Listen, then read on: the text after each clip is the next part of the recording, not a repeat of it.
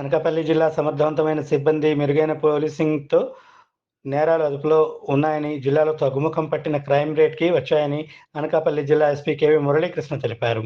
జిల్లా ఎస్పీ కార్యాలయంలో 2023 సంవత్సరానికి సంబంధించి పోలీస్ శాఖ సాధించిన ప్రగతి, పోలీసులు ఛేదించిన కేసుల వివరాలను మీడియాకు వెల్లడించారు. మహిళలకు దిశ యాప్పై జిల్లాలో ప్రత్యేక డ్రైవ్ చేపట్టి 2,17,840 మందితో దిశ యాప్‌ను డౌన్‌లోడ్, రిజిస్ట్రేషన్‌లు చేయించామన్నారు. ఈ యాప్ ద్వారా 13 కాల్స్‌పై కేసులు నమోదు చేశామన్నారు. 2023లో 25 కేసులు నమోదయ్యాయని, చాలా హత్య కేసులు, అక్రమ సంబంధాల కారణంగా జరిగినట్లు తెలిపారు. 2023లో డిస్పోజ్ అయిన కేసుల్లో 25% కేసుల్లో నిందితులకు శిక్షలు ఖరారైనట్లు తెలిపారు.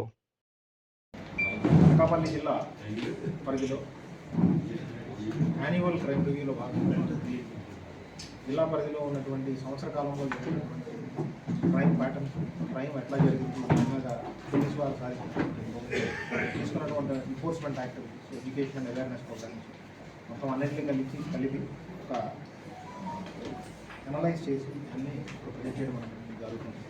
దీనిలో భాగంగా మనం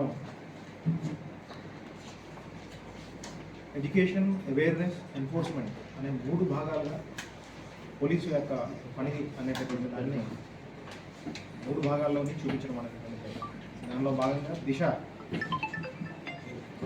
యాప్స్ రిజిస్ట్రేషన్ మీద ఫోకస్ చేస్తూ 2,17,840 మంది దిశ యాప్ డౌన్లోడ్ చేసుకునే విధంగా వాళ్ళకి దిశకు సంబంధించినటువంటి ఏ రకమైనటువంటి అలర్ట్స్ కానీ దాని మీద ఇమీడియట్గా రెస్పాండ్ అయ్యే విధంగా వాళ్ళలో అవేర్నెస్ క్రియేట్ చేసుకుని అది డౌన్లోడ్ చేసుకునేటట్టు చేయడం జరిగింది.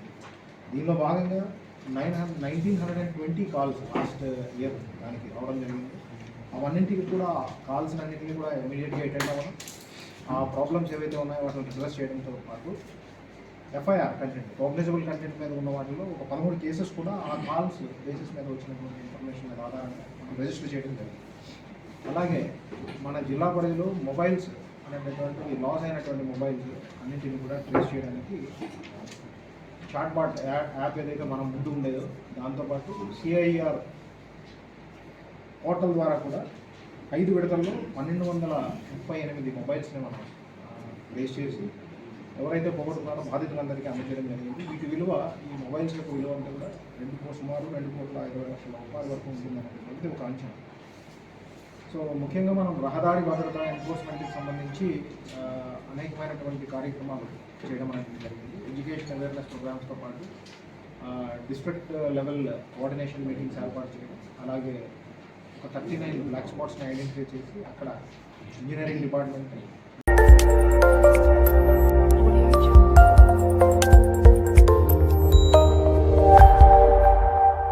Audio Jungle.